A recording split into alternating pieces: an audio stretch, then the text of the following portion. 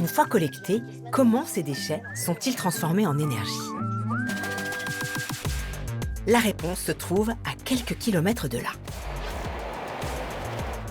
Salut Laurent, Bonjour Émilie, comment ça va? bien et toi? Très bien, très bien. Alors écoute, je viens de quitter Valentin de chez Hector Collector.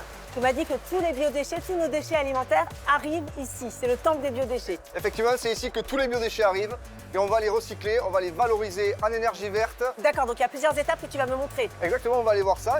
La première mission consiste à éliminer les erreurs de tri. Car au milieu des biodéchets, il arrive encore que des emballages plastiques se glissent par erreur.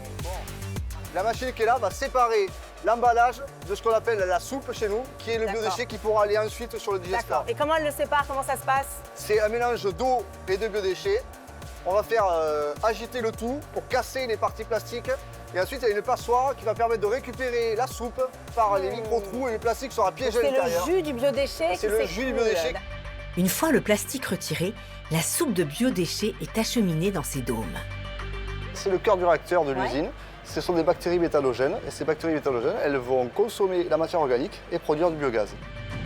Dans ces cuves géantes, l'équivalent d'un immense estomac, les biodéchets sont digérés pendant près de 60 jours. En se décomposant, ils produisent un gaz.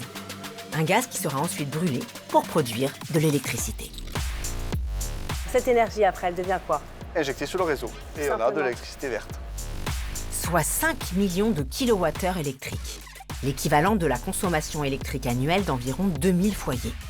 Mais l'électricité n'est pas la seule richesse produite ici. Et ce digestable, voilà, ça ressemble à ça. D'accord. Une fois l'énergie extraite des biodéchets, il reste le digesta, une sorte de boue 100% naturelle, riche en éléments nutritifs. Quelques grammes seulement dans ce bocal et des milliers de tonnes qui s'accumulent autour du méthaniseur qui font le bonheur des agriculteurs du coin.